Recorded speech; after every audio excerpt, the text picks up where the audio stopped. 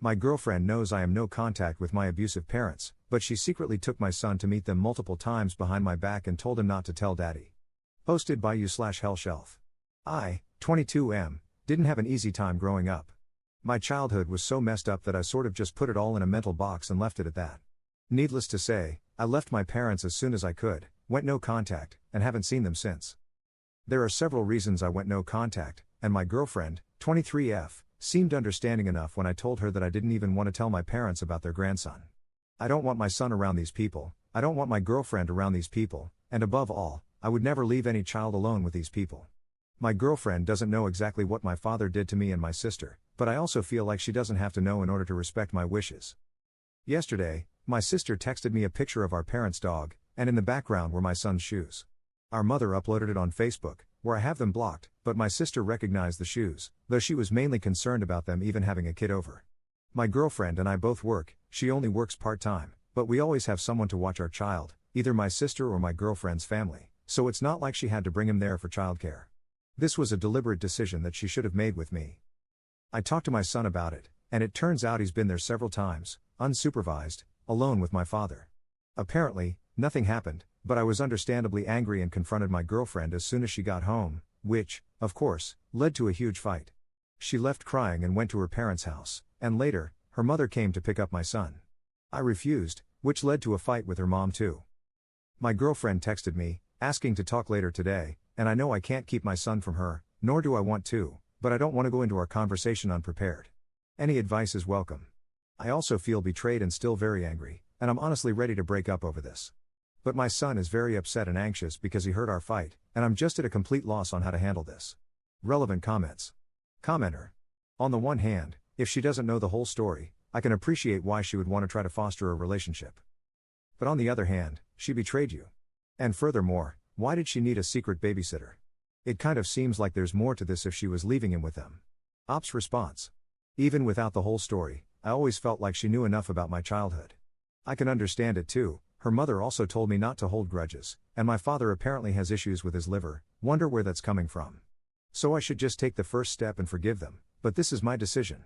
She kept it a secret for months and essentially told my son to lie to me. I was so angry I didn't even think about any other reason why she would leave him there, but you're right. I mean, I kind of just assumed that she would visit them to rebuild that relationship because we have babysitters. Op explains if he has documents or reports of the abuse from his parents and other significant details. Yeah, my sister and I have no proof of what happened, and she wanted to get financial aid because her PTSD makes it harder for her to work, but her lawyer said it would be hard to get anyone to believe her or us. She eventually gave up on that. A couple of people have suggested lawyers and custody agreements, but I'm worried that my son would end up living with my girlfriend and her family if we broke up because I have nobody in my corner except for my sister, while she's his mom and has a whole family to support her. Admitting to or confronting what happened with my parents in the past is really hard for me, which is why I never actually told her in detail, and I think that was my mistake. I never considered that she'd want him to meet them. Until my sister texted me the photo, I had kind of just ignored their existence. Commenter 2. She taught your son not to trust you. That would be a reason to take her to court for a custody agreement, requiring her to sign that she will never take him to your parents behind your back. Imagine a toddler being told by his mom not to tell daddy. That little kid was in an abuser's home, unsupervised, many, many times.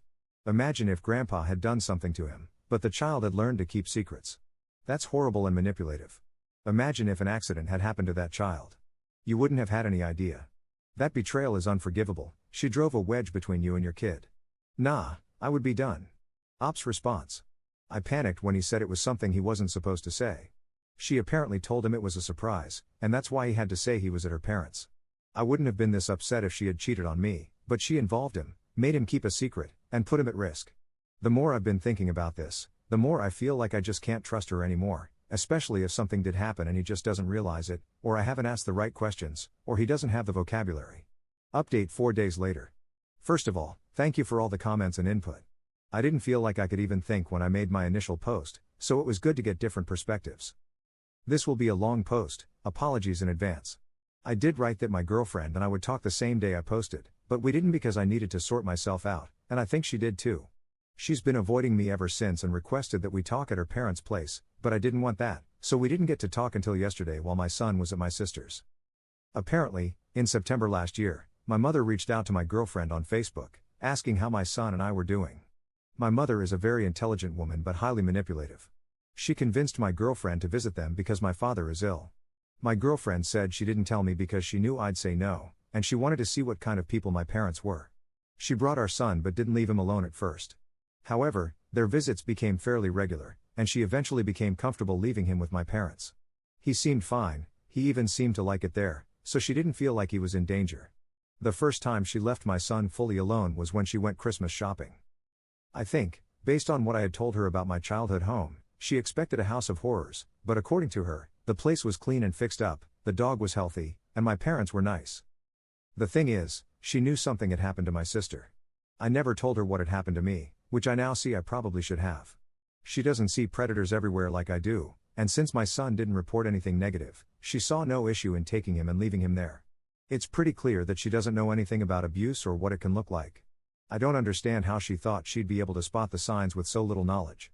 My father has been in contact with children for most of my life, and while I don't know if he's done anything to them, my sister always said he knew how to make children feel at ease. Both my parents are very methodical and calculating, so I don't blame her for believing them, but I do blame her for not discussing this with me. She went to visit them after talking to my mother for a few days, whereas I lived there for 17 years, and somehow she thought she knew better than me. Even when I told her some details about my childhood, she still tried to push for supervised visits, saying my father was ill and that our son had a right to meet his grandparents, which I don't agree with at all.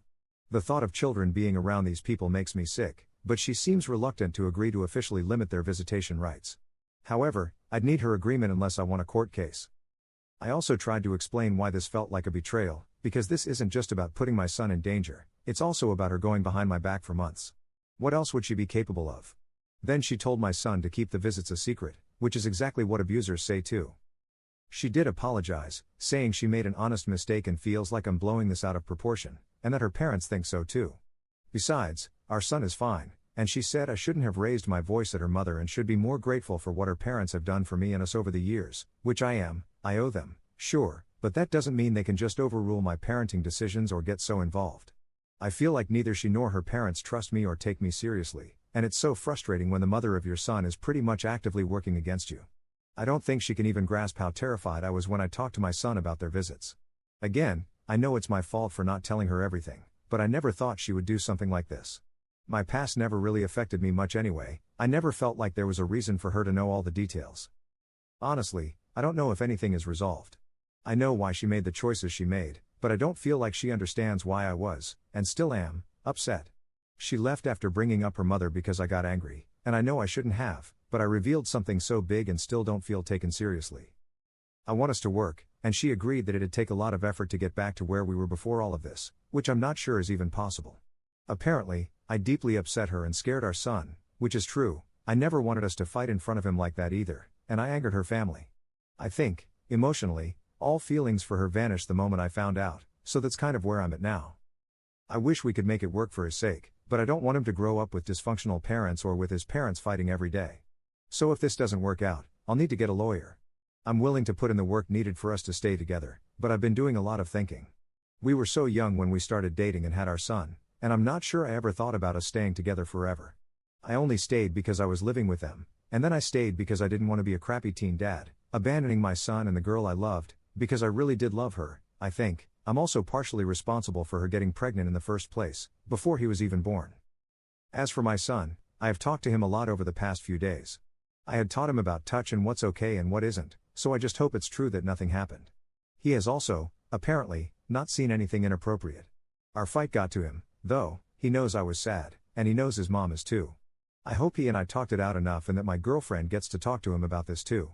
We might just sit him down together or something. I'll need to talk to her about that. Relevant comments. Commenter. She still thinks she knows your parents better than you do. She's still blaming you. She believes that her family's feelings being hurt is more important than the safety of her own flesh and blood. She does not understand the dynamics of abuse.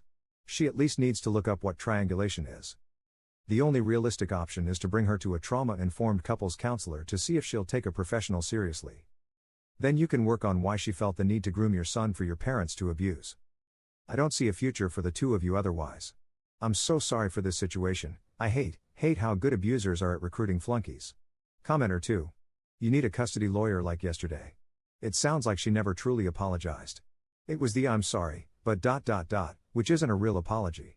She betrayed your trust and knowingly put your child in danger, yet she's still making it all about her feelings and what she wants. She still thinks you're exaggerating and that she's right. Because of that, she's going to keep doing it since, in her mind, she knows better than you, and you're just being dramatic. Also, I don't know what state you live in, but I would research whether her actions have given your parents grounds for grandparents' rights. Your girlfriend is never going to take you seriously, so you're going to have to in order to keep your child safe.